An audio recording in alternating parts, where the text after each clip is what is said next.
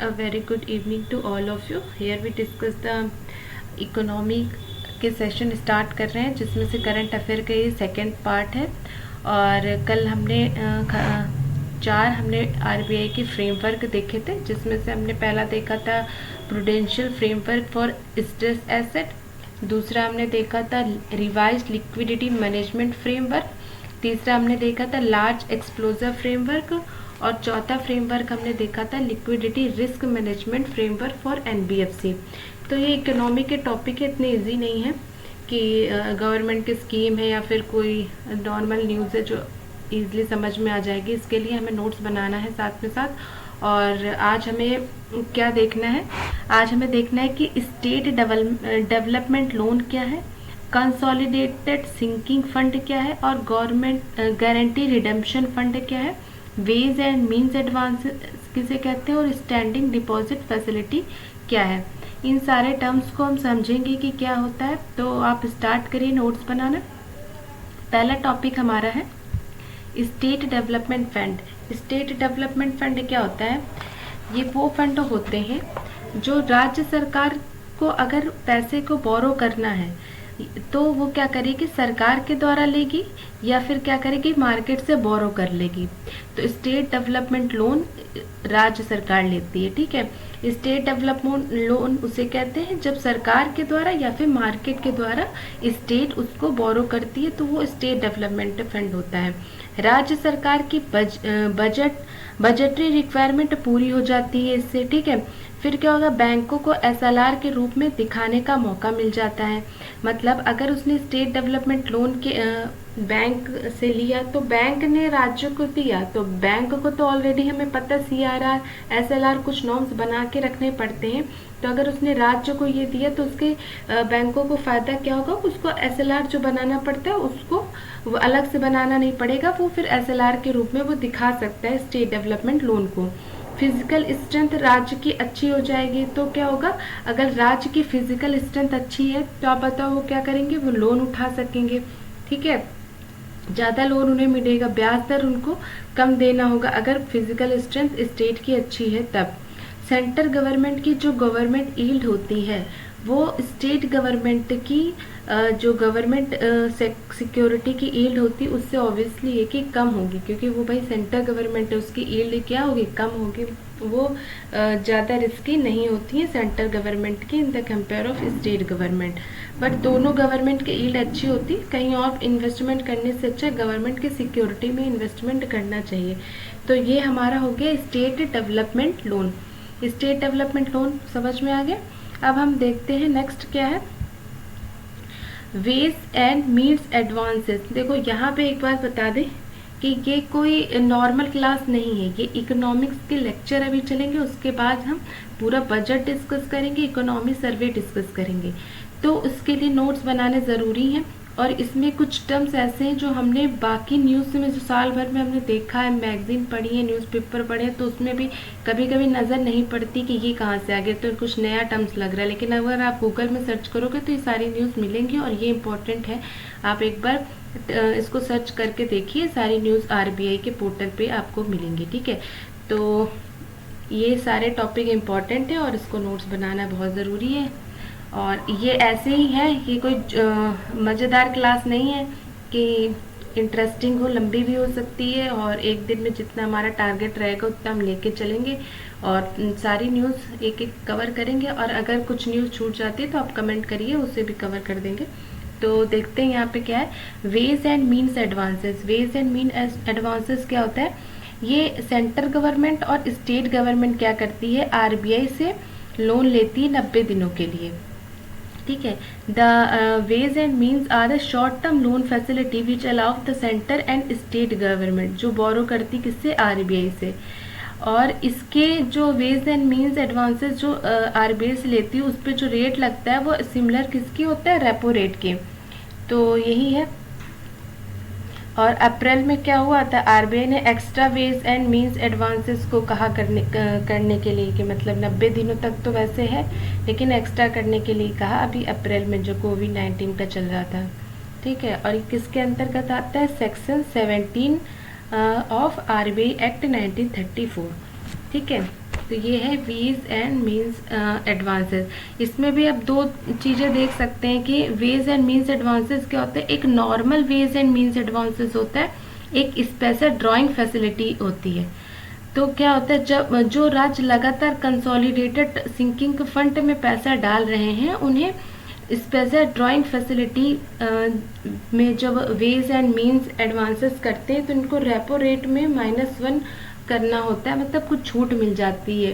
किन स्टेट को छूट मिलेगी, जो कंसोलिडेटेड सिंकिंग फंड में राज्य जो है लगातार पैसा डाल रहे हैं, और जो कंसोलिडेटेड फंड में लगातार पैसा नहीं डालते उनका जो वेज एंड मीन्स एडवांसेस है उनका जो रेपो रेट जो रेट होगी वो +1 हो जाएगी।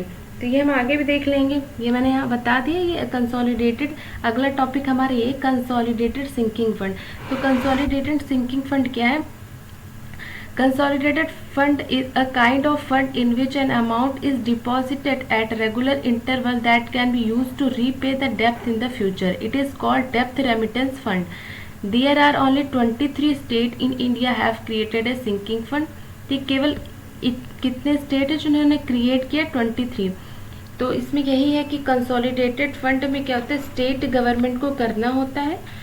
और जैसे 100 रुपये का लोन लिया है मार्केट से, तो लोन का 1 से 3% क्या करना पड़ेगा, आपको कंसोलिडेटेड सिंकिंग फंड में डालना पड़ेगा। इससे क्या होगा, अगर आप कंसोलिडेटेड सिंकिंग फंड में कुछ पैसा स्टेट डाल रही है तो उससे क्या होगा, उसका फिजिकल गवर्नेंस स्टेट का अच्छा रहेगा। फिजिकल गवर्नेंस अच्छा रहने से क्या होगा, उसको वेज एंड मीन्स एडवांसेस जो हमने अभी पहले पढ़ा उसमें फ़ायदा मिलेगा। जो राज्य इसमें पैसा डालेगा उसको वेज एंड मीन्स एडवांसेस के तहत रेपो रेट -1 का फ़ायदा मिलेगा। जो इसमें नहीं डालेगा उसको रेपो रेट +1 उसके ऊपर ये वाला लगेगा, ठीक है। उसके बाद एक है से guarantee redemption fund. Guarantee redemption fund, redemption मतलब क्या होता है, इस्तेमाल करना या फिर उससे वो निकाल लेना, रिडेम्पशन निकाल लेना। तो जैसे कि कोई भी कंपनी गवर्नमेंट से पैसे लेती है, ठीक है, तो वापस ना करें और पैसे देने भी जरूरी है उसको। जैसे मान लो एनटीपीसी है, उसने 100 करोड़ लिए हैं गवर्नमेंट से और वो रिस्क है वो वापस ना गवर्नमेंट को मिले, इसलिए क्या होती है, गवर्नमेंट क्या करती है, गारंटी रिडेम्पशन फंड एक अलग बना लेती है उसके नाम से, कि जितना लोन लिया उसके अलग से गारंटी रिडेम्पशन फंड बना लेती है। गवर्नमेंट अपने से निकाल कर देगी। जैसे कंसोलिडेटेड फंड ऑफ इंडिया है, आर्टिकल 292 है ना, केंद्र सरकार चाहे तो कंसोलिडेटेड फंड से पैसा निकालती है, गारंटी दे सकती है। तो कंसोलिडेटेड फंड से पैसा ना निकालना पड़े उसके लिए उसने एक गारंटी रिडेम्पशन फंड अलग ही बना लिया सेंट्रल गवर्नमेंट ने, एक इमरजेंसी फंड इसको बोलते हैं, जिसको कि अगर स्टेट अगर पैसा किसी कंपनी को गवर्नमेंट को पैसा देना है और वो अगर उसको नहीं मिलती है, थोड़ा रिस्क हो जाता है, तो ये फंड जो बनाया गारंटी रिडेम्पशन फंड उससे हम निकाल के दे देंगे। हमें बार बार क्या होगा ना, कंसोलिडेटेड फंड से पैसे नहीं निकालने पड़ेंगे। तो ये अल्टरनेटिव है इसका, इसलिए ये गवर्नमेंट बना के रखती है लॉस से बचने के लिए। नेक्स्ट टॉपिक है standing deposit facility. Standing deposit facility क्या होती है? देखो, स्टैंडिंग डिपॉजिट फैसिलिटी में बहुत सारी चीज़ें आती हैं। जैसे अगर पूरा वही है कि आपको कैसे पूरा क्राइसिस को मैनेज करना। अगर पहला वाला लेक्चर देखा है ना, तो सारी लिक्विडिटी की क्राइसिस, कैसे सरप्लस है तो क्या करना है, ठीक है, कम है तो कैसे बढ़ाना है, तो यही पूरा फिनोमिना है जो आरबीआई करती है। जैसे इसमें स्टैंडिंग डिपॉजिट फैसिलिटी में क्या करते हैं कि अगर लिक्विडिटी जो है वो सरप्लस में है तो आरबीआई के पास क्या होती है, ओपन मार्केट ऑपरेशन कर सकती है, रिवर्स रेपो ऑपरेशन और सीआरआर, ये सारे टूल्स यूज कर सकती है जो हमने कल पढ़ा था, क्वांटिटेटिव टूल्स का यूज करती है, ठीक है। तो आरबीआई गवर्नमेंट सिक्योरिटी को बेचती है बैंकों को और वापस में क्या रहती, पैसा ले लेती है, जिससे कि उसकी जो सरप्लस वाली प्रॉब्लम होती है, बहुत लिक्विडिटी बैंकों की हो गई, वो सब कर लेती है, हमने डिस्कस किया था। तो आरबीआई गवर्नमेंट सिक्योरिटी देती है और बैंकों का विकल्प क्या है, गवर्नमेंट सिक्योरिटी जाए भी ना और लिक्विडिटी कम हो जाए। देखो इसमें हो क्या रहा है, इसको उर्जित पटेल ने रिकमेंड किया था। तो इसमें है क्या कि अगर गवर्नमेंट सरप्लस है तो गवर्नमेंट सिक्योरिटी को आरबीआई क्या करेगी, देगी, तभी तो पैसे उसको मिलेंगे, तभी तो बैंकों का पैसा उसके पास आ जाएगा, तभी कम होगी। तो आरबीआई का मेन कंसर्न क्या, भी जब डीमोनेटाइजेशन हुआ था तो लिक्विडिटी सरप्लस की प्रॉब्लम जो थी बैंकों में वो बहुत ज़्यादा थी, तो उसको सेट करने के लिए कितनी गवर्नमेंट सिक्योरिटी आरबीआई को देनी पड़ती, आरबीआई को तो बहुत सारी गवर्नमेंट सिक्योरिटी देनी पड़ती। तो उसके लिए क्या हुआ कि गवर्नमेंट सिक्योरिटी भी ना देनी पड़े आरबीआई को, और क्या हो कि लिक्विडिटी भी कम हो जाए। तो इसका अल्टरनेट निकालने के लिए फाइनेंस बिल 2018 में ये स्टैंडिंग डिपॉजिट फैसिलिटी को लाया गया। इसमें आरबीआई गवर्नमेंट सिक्योरिटी नहीं देगा और कोलेटरल फ्री एग्रीमेंट होगा, यानी कि कुछ नहीं रखेगा, कोलेटरल फ्री एग्रीमेंट हुआ तो कुछ तो देना पड़े ना, कुछ लोग लुभावन बात कुछ ऐसे कह के तभी तो उससे पैसा लेगा। तो ये होता है हमारा स्टैंडिंग डिपॉजिट फैसिलिटी। ठीक है, स्टैंडिंग डिपॉजिट फैसिलिटी क्या होती है कि हमें गवर्नमेंट की सिक्योरिटी ना देनी पड़े और लिक्विडिटी भी कम हो जाए। और लिक्विडिटी कम कैसे होती हो तो पता ही है।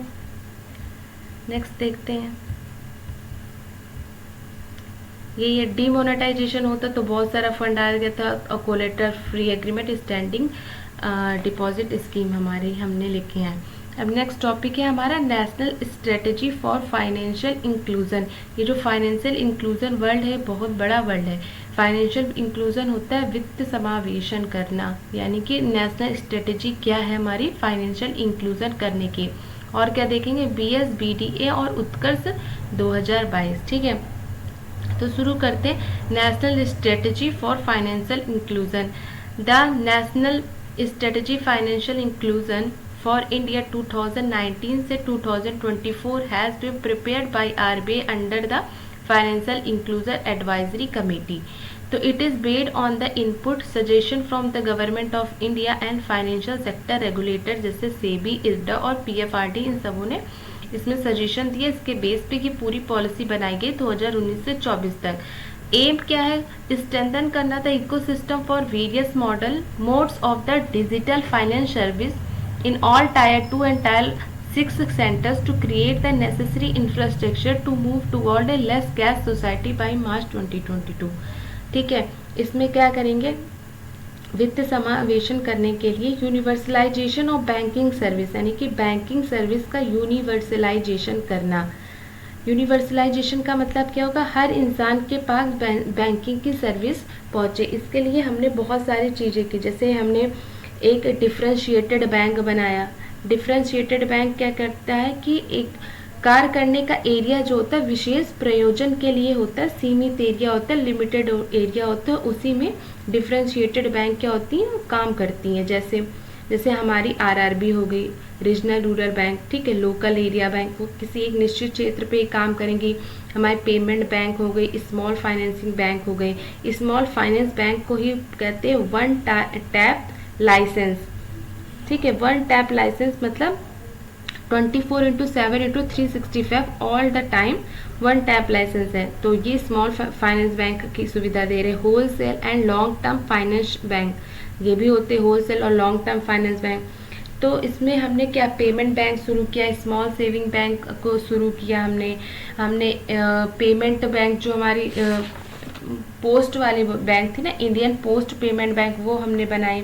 लीड बैंक हमने बनाई, वाइट लेवल एटीएम बनाया, फाइनेंशियल इंक्लूजन का इंडेक्स बनाया, जनधन दर्शक ऐप बनाया। तो इस तरह की हमने बहुत सारी चीज़ें बनाई फाइनेंशियल इंक्लूजन को करने के लिए। तो अब 1 बाय 1 देखते हैं कि क्या है। NSFI क्या यूनिवर्सल करना फाइनेंशियल सर्विस को। तो हमने बहुत सारी स्कीम बनाई जिससे फाइनेंशियल जो इंक्लूजन है वो गरीब हर तबके तक पहुँचे, गांव के हर एक इंसान तक पहुँचे। तो गवर्नमेंट की जो बैंकिंग सर्विस है वो हर जगह पहुँचे, इसके लिए हमने फ्रेमवर्क बनाया। तो जैसे हमने पेमेंट बैंक बनाया, payment, what is the payment bank, ये भी 2017 बहुत पुराना टॉपिक है पेमेंट बैंक। तो पेमेंट बैंक की खास बात क्या होती है कि ये लेंडिंग नहीं करती, ये उधार नहीं देती। तो आपको पेमेंट बैंक जब भी पढ़ेंगे तो आपको पैरेलली स्मॉल फाइनेंसिंग बैंक भी पढ़ना है, क्योंकि इसकी और स्मॉल फाइनेंसिंग बैंक की कुछ चीज़ें सिमिलर है और कुछ चीज़ें अलग है। जैसे ये लेंडिंग नहीं देती पेमेंट बैंक, ठीक है, स्मॉल सेविंग बैंक लेंडिंग करती हैं, उधार देती हैं। पेमेंट बैंक क्या करती, क्रेडिट कार्ड नहीं देती, डेबिट कार्ड देती हैं। ठीक है, और इनका जो CRAR होता है वो ग्रेटर देन 50% होता है, लिवरेज रेशियो ग्रेटर देन 3% होता है। तो मोस्टली का जो लिवरेज रेशियो होता है ना वो 3% से ज़्यादा करना होता है, और CRAR जो कैपिटल एडिक्वेसी रेशियो होता है वो 15% से ज़्यादा करना पड़ता है। ठीक है, तो यही है। और इसकी फाइनेंशियल इंक्लूजन करने के लिए तो 2013 में हमारे नचिकेत मोर समिति थी जो उन्होंने बोला था, और फिर पेमेंट बैंक का कंसेप्ट जो है वो उन्होंने रिकमेंड किया था नचिकेत मोर समिति ने। तो यही होता है कि जो श्रमिक जन है वो पैसा आसानी से भेज सकें, तो उसके लिए पेमेंट बैंक बनाई गई थी। खाड़ी देश में जो श्रमिक हमारे काम करते वो पेमेंट बैंक के थ्रू पैसा भेज सकें। तो उनके डेबिट कार्ड तो ठीक है, लेकिन डेबिट कार्ड क्रेडिट कार्ड ये नहीं देती हैं, ठीक है, और उधार नहीं देती हैं बैंक, केवल इसमें क्या होता है जमा कर सकते हैं। और क्या होता है कि ये आपका कासा होती है, यानी कि करंट अकाउंट सेविंग अकाउंट होती हैं। जो आपके करंट सेविंग अकाउंट होती है वो होती हैं पेमेंट बैंक। अब क्या होता है बेनिफिट क्या होती है भाई, एक्सपेंशन करना रूरल बैंकिंग का, access to diversified service, social and financial inclusion are some of the इसके बेनिफिट ये हैं। चैलेंज क्या है इसमें, lack of customer awareness, customer को इसके बारे में पता ही नहीं होता है, lack of incentive for agent, lack of infrastructure, technology issue, तो ये सारे इसके चैलेंजेस है। फिर स्मॉल फाइनेंस बैंक देखते हैं, ये क्या होता है, recently the RBI has released the guidelines of one tap licence for small saving bank. Small finance bank के लिए वन टैप लाइसेंसिंग लेके आई, वही मेरा वन टैप लाइसेंसिंग, एक ही क्लिक करने पे आपको सब मिले, सारे सर्विसेज मिले। तो RBI had issued in principle approval to 10 applicant for small finance bank in 2015. It was mentioned that after gaining experiences in dealing with these banks, RBI would grant one-tap licensing. One-tap facility would mean the RBI will accept application and grant licensing for bank throughout the year. पूरे साल उनको सारी जो licence है वो small financing bank अगर किसी को बनाना है तो वो लाइसेंस देगी RBI।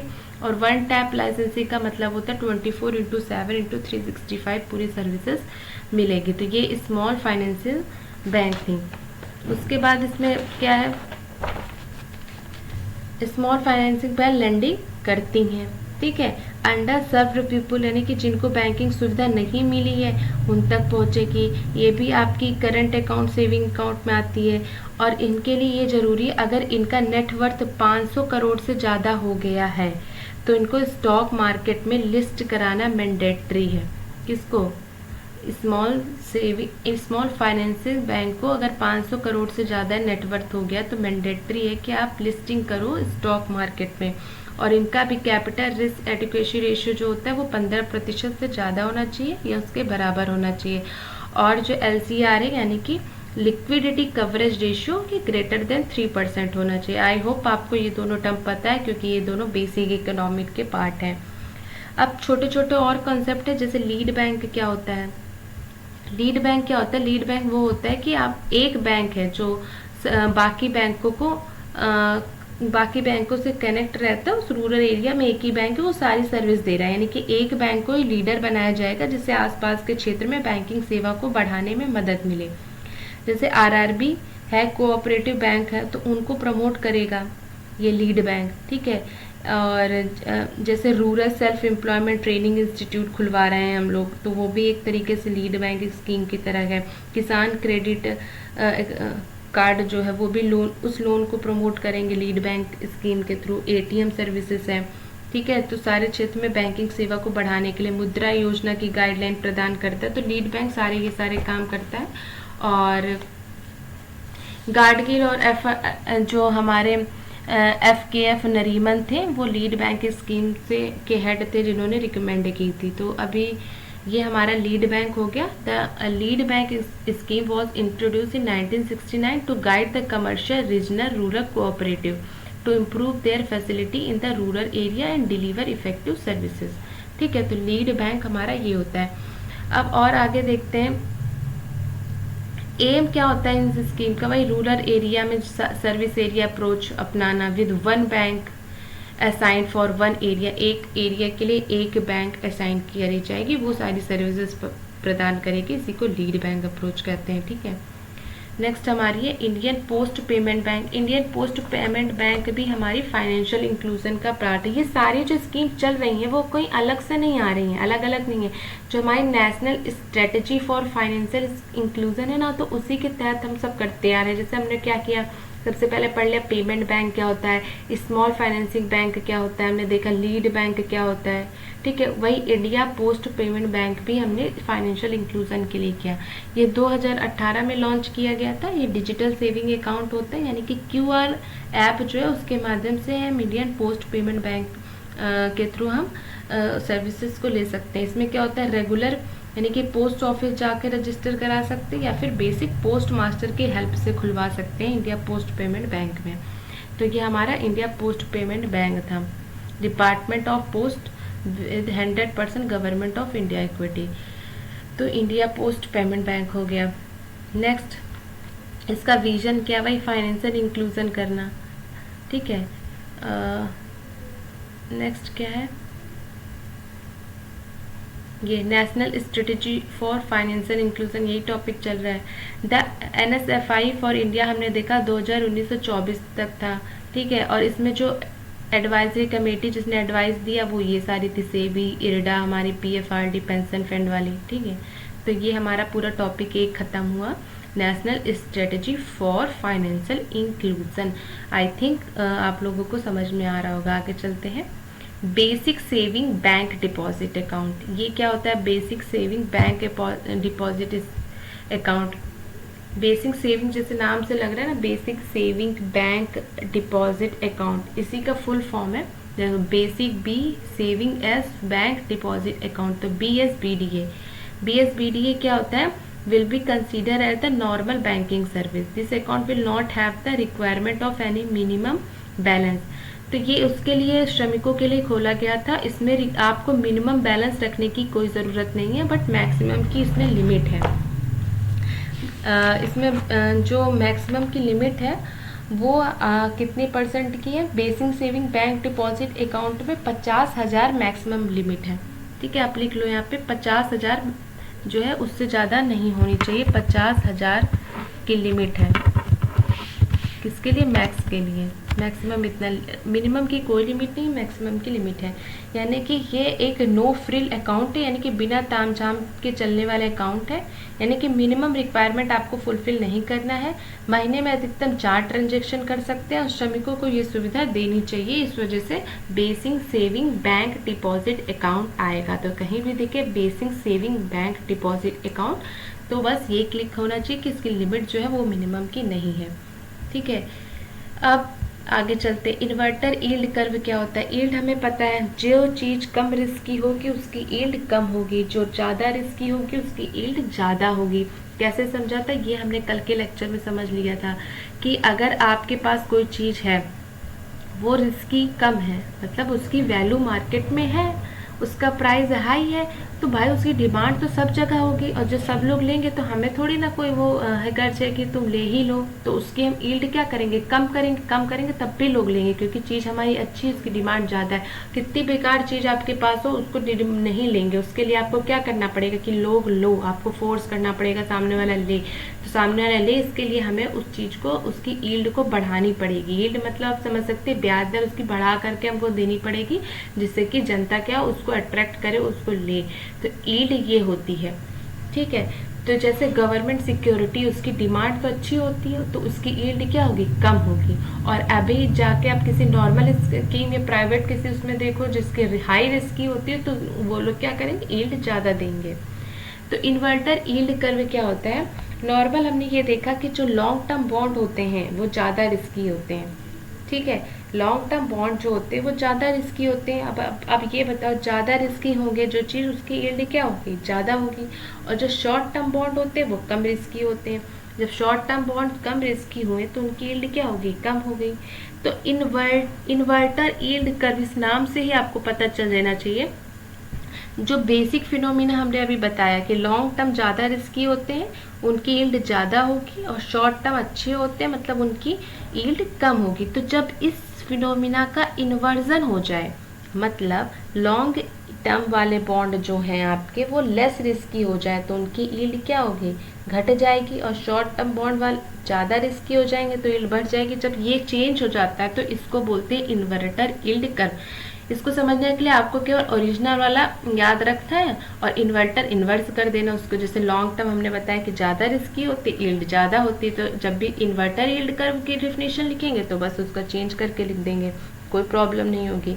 ठीक है, जब जब इन्वर्टर यील्ड कर्व जो होता है तो वो आने का मतलब क्या होता है कि मार्केट में, इकोनॉमी में हमारी रिसेशन आ रहा है। ठीक है, इसको ऑपरेशन ट्विस्ट से आप मिक्सअप मत करना, क्योंकि ऑपरेशन ट्विस्ट में हमने कल पढ़ा था कि लॉन्ग टर्म को परचेज करते हैं और शॉर्ट टर्म को सेल करते हैं। मतलब शॉर्ट टर्म ऐसे है तो सेल करेंगे, तो ये होता है ऑपरेशन ट्विस्ट। ठीक है, लॉन्ग टर्म सेल करते हैं, सेल जब करते हैं तो उसकी यील्ड क्या होगी, ज़्यादा होगी। ठीक, और लॉन्ग टर्म क्या करते हैं हम, परचेज करते हैं तो इसकी यील्ड क्या है, कम है। जहाँ रिसेशन लाने के लिए नहीं यूज़ किया जाता है ये तो लॉन्ग टर्म बॉन्ड में ब्याज दर ज़्यादा हो गई थी, इस वजह से हमारा था ऑपरेशन ट्विस्ट। ठीक है, रिसेशन में क्या होता है, एनपीए बढ़ता है, तो एनपीए को कम करने के लिए करते क्या है, लोन को खरीदने और बेचने वाला एक मार्केट होना चाहिए। तो लोन को खरीदने और बेचने का जो मार्केट होता है उसको हम लोग क्या बोलते हैं, सेकेंडरी मार्केट। तो सेकेंडरी मार्केट के लिए ही जो टी मनोहरन पैनल है, लिख लेंगे, टी मनोहरन पैनल जो है उसने रिकमेंड किया था कि आपको सेकेंडरी मार्केट को सशक्त करना है कॉरपोरेट लोन के लिए। हमारे पास नॉर्मल लोन की खरीद फरोख्त के लिए तो सेकेंडरी मार्केट है, लेकिन कॉरपोरेट लोन की खरीद फरोख्त के लिए सेकेंडरी मार्केट नहीं है। तो एक टी मनोहरन पैनल थी जिसने रिकमेंड किया कि आप कॉरपोरेट लोन के खरीद फरोख्त के लिए जो मार्केट को सशक्त करो, हमारे यहाँ कॉरपोरेट बॉन्ड की खरीद फरोख्त कम होती है, उसको बढ़ाओ। ठीक है, तो ये हमारा पूरा टॉपिक हो गया इन्वर्टर यील्ड कर्व। अब देखते हैं deferment of Basel norm. Deferment मतलब होता है टाल देना, तो बेसल नॉर्म को टाल देना मतलब क्यों टाल दिया, ऐसा क्या हो गया। तो देखो बेसल नॉर्म क्या होते हैं, basal committee on banking supervision में कुछ फाइनेंशियल रिस्क को कम करने के लिए बेसल नॉर्म बनाए गए। बेसल नॉर्म्स को हम लोग कैसे हैंडल करते हैं, बेसल नॉर्म्स को हम लोग कई तरीके से हैंडल करते हैं, through the capital regulation, through the capital conservation buffer, through the capital cyclic buffer और लिवरेज रेशियो की तरफ। तो ये सारी चीज़ें करके हम बेसल नॉर्म्स को बनाते हैं।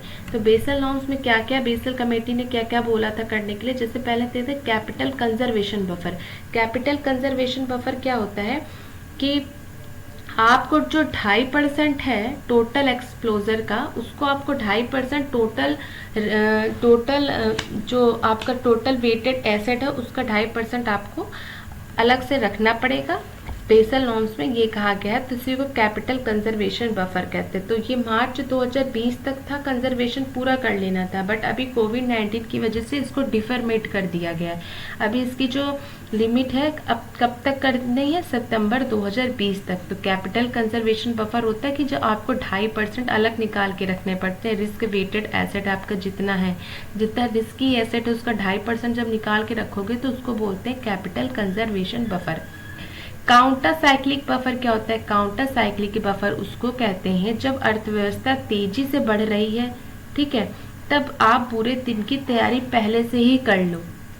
ठीक है, आपका सब कुछ अच्छा कर रहा है, आप पूरे दिन की तैयारी पहले से कर लो। मतलब कैपिटल कंजर्वेशन बफर जो था, जैसे आप मान लो आपके पास जो अवेलेबल है, मतलब टोटल जो एसेट है वो 100 है, उसके बाद अवेलेबल आपके पास 10 है, तो उसका परसेंटेज कितना लगा, 10% निकला। तो 10% आप उसका आपने 2.5 अलग कर लिया, तो वो कैपिटल कंजर्वेशन बफर हो गया। कैपिटल कंजर्वेशन बफर का भी आप 2.5% करोगे तो काउंटर सिक्लिक बफर हो जाएगा। मतलब 0 से 2.5% करना है, एग्जैक्ट नहीं कि आप इसमें सिक्लिक में 2.5 करो, तो मतलब 0 से 2.5% आप कर सकते हो। ये होता है काउंटर सिक्लिक बफर, साइक्लिक बफर है। ठीक है, तो आप इसको भी करो। तो ये सब क्या होती है, बुरे दिनों में बचने के लिए पहले से जो चीज़ें की जाती है उसी को बोलते हैं। तो छोटे छोटे टर्म्स थे, देख लिए। लिवरेज रेशियो वैसे सबको पता होगा, लेकिन फिर भी लिख दिया यहाँ पे। लिवरेज रेशियो फॉर्मूला क्या होता है, लिवरेज रेशियो होता है T1 capital upon total asset. T1 capital कौन सी कैपिटल होती है, जो कोर कैपिटल होती है। जैसे 5 लोगों ने मिला के कोई कंपनी को इस्टेब्लिश किया, तो इनिशियली दौर में जो कैपिटल लगाते हैं उसको T1 कैपिटल बोलते हैं, यानी कि कोर कैपिटल। ठीक है। तो T1 capital upon total asset होता है आपका लीवरेज रेशियो, और लीवरेज रेशियो क्या होता है, शुड ग्रेटर देन 3%, तो इसको बोलते हैं leverage ratio. Next, liquidity risk management. अब लिक्विडिटी रिस्क मैनेजमेंट कैसे करेंगे भाई, लिक्विडिटी रिस्क मैनेजमेंट के लिए आप LCR कर लो पहले तो, ठीक है। दूसरा है net stable funding ratio. Net stable funding ratio क्या होता है, अवेलेबल स्टेबल फंडिंग आपके पास कितनी है और रिक्वायर स्टेबल फंडिंग क्या है। जैसे कि आपके पास अवेलेबल 100 रुपये हैं और आपको रिक्वायर्ड 500 की है। जब 100 रुपये है आपके पास अवेलेबल, रिक्वायरमेंट हमारी ज़्यादा है, तो क्या अच्छा है, नहीं अच्छा। हमारे पास रिक्वायरमेंट 500 की है, अवेलेबल भी 500 की है, that is much better than the previous. But हमारे पास रिक्वायरमेंट 500 की है और अवेलेबल 700 है, तो ज़्यादा अवेलेबल है, तो वो और अच्छा हो गया। तो यही बोला गया है कि जो नेट स्टेबल फंडिंग रेशियो है वो शुड ग्रेटर देन 100% होनी चाहिए, और इसकी लिमिट भी बढ़ा दी गई है 1 अक्टूबर 2020 तक, ठीक है। और LCR तो हमने पढ़ ही लिया था, लीवरेज कवरेज रेशियो क्या होता है, ये ग्रेटर देन 3% होना चाहिए, और NSFR ग्रेटर देन 100%, ठीक है। तो ये हमने पढ़ लिया लीवरेज कवरेज रेशियो और नेट स्टेबल फंडिंग रेशियो। तो अभी हमने क्या क्या पढ़ा, सबसे पहले फाइनेंशियल इंक्लूजन हमें कैसे करना है। तो फाइनेंशियल इंक्लूजन के लिए हमने पेमेंट बैंक देख लिया, हमने स्मॉल सेविंग बैंक देख लिया, इंडियन पोस्ट पेमेंट बैंक देख लिया, हमने लीड बैंक का कंसेप्ट देखा, मनोहरन पैलन ने क्या बोला था हमने वो देखा, और हमने देखा कि जो लिक्विडिटी रिस्क मैनेजमेंट से बचने के लिए हमें क्या करना है, LCR देखा, नेट स्टेबल फंडिंग रेशियो देखा, काउंटर साइक्लिक बफर देखा, कैपिटल कंजर्वेशन बफर हमने देखा। तो ये सारे बेसल लॉ में जो जो करने थे वो हमने देखे, ठीक है। तो ये हमारा आज का टॉपिक था। अब हम नेक्स्ट लेक्चर 3 में आगे कंटिन्यू करेंगे। तो thank you for listening and joining, please do like and subscribe.